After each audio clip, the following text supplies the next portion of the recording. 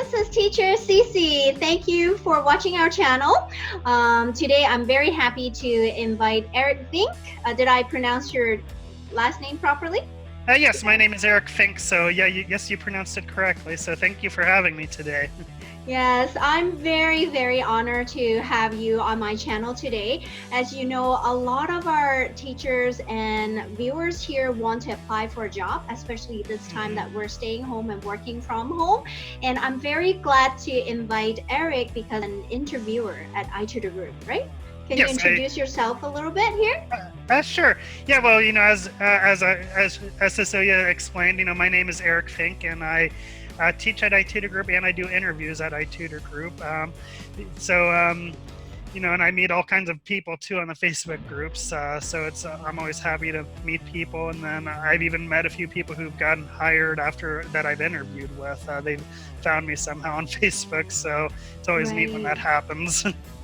So I would like to interview you many times, and this is just part 1 of our series. Okay. Are you ready for that? Sure, we can do many times. That sounds great. So yeah, I guess we're doing part 1. Yes, I actually want to ask you how to pass the interviews. I think our viewers want to know, right? What to do, right? Yeah. Well, the biggest thing I would say to pass the interview is there's a number of things that you should try to do. The first thing is to treat this like a job interview, any other job interview, because I feel like some people treat this as, like you can just show up and get offered a job and just do the interview. And I can usually tell within about a minute into when they do the mock teaching session that they didn't spend time preparing. So if I can tell that, I'm pretty sure iTutorGroup can tell that when they review the video. So you definitely want to treat this like any other job interview if you want the job at iTutorGroup. Or exactly. I would even add any online teaching job. Prepare for it as much as you can.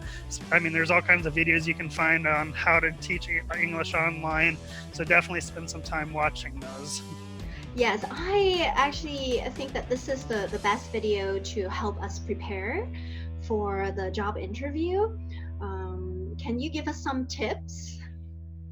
Sure. The biggest tip is to remember that the person that I'm going to when we do the interview, let's say I was interviewing you now, Cecilia. I am going to pretend to be a very young English learner, maybe about 5 years old, what the most only knows a few ABCs. So the biggest thing is to remember that. So cut out explanations, cut out like the biggest thing that I see what people do is they'll start a lesson with, today we are going to learn about mom and dad. Remember, someone with only a few knowledge of the ABCs is not going to follow those kinds of statements. And that's usually one of the first ways I can tell the person didn't spend time preparing, is that they start their mock session with, again, today we are going to learn about mom and dad, because, I wouldn't follow that.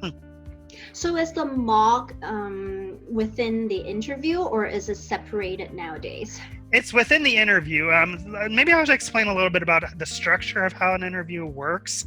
Sure. So the interview is about 11 minutes long, which is not a lot of time. So it's very important to show up on time. In fact, if you can get there in earlier, that's even better in case you have tech issues that we need to help you with. Because if you show up late, then it's gonna be a lot more rushed. And especially, I would say if you show up about 4 to 5 minutes late, it's possible we may have to, we aren't going to be able to do the interview because there just won't be time for everything that we need to do. So definitely show up on time. Right. And when you do the interview, so when you show up, we're going to ask a few questions like, do you have a bachelor's degree? Because you'd be surprised, there's a number of people who don't realize you do need a bachelor's degree. And if you don't have one, please don't apply, I guess is my advice, because you're not going to get you're not going to get hired by iTutorGroup. So if you don't have it, I guess go get your bachelor's and reapply. Right. And usually, and it depends on the interviewer what questions they ask, but they will ask if you have a bachelor's degree, if you have an ESL teaching certificate, and then after that, it just depends on the interviewer. I usually just ask at that point, why do you want to teach English with iTutorGroup, and listen to whatever their answer is, and then move on to the mock session, tell them how it works a little bit, and then we'll do the mock session, which is 5 minutes long. So that's why, if you show up late, we may have to cut the mock session short, or we may have less time for feedback. Which, speaking of feedback, the next part of the interview is after the mock session. I'll give you a little, we'll give you a little bit of feedback, and then ask if you have any questions. And then that's Okay. so it's a lot of people are always shocked how short it is when we have these Yes. interviews, but It, like I it said, does, yes. It does sound like a walk in the park, but that's not to not prepare for it, right? yeah, Yes. definitely. Which is why, Yes. if you can get there early, that's great. Then if you have tech issues, we can help, because there are some times where people will show up right on time with tech issues, and then it takes us maybe 3 to 4 minutes to get through those tech issues, and then we can't do the interview, or we have to rush through the interview. Do you reschedule then when there is tech I don't issues? reschedule. I basically, I basically advise them as uncertain, and then they should get an email soon about rescheduling their interview, because we weren't able to do the mock session. Right. So, how should we prepare for the mock section? So your video's gone out. Oh, really? It's on my end. Uh-oh. Can you see me? Yeah. Yes, Yeah, I'm back. So this is our own version of tech issue.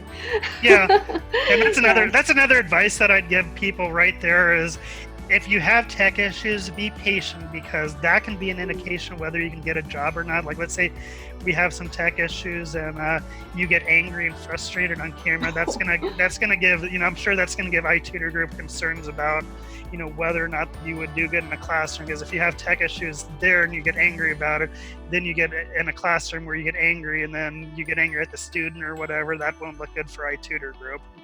Great. So this concludes our global interviewer integral part of the series. To continue with other parts, make sure you subscribe. Eric will be back to explain a lot more interview tips. Until next time, this is teacher Miss Cece.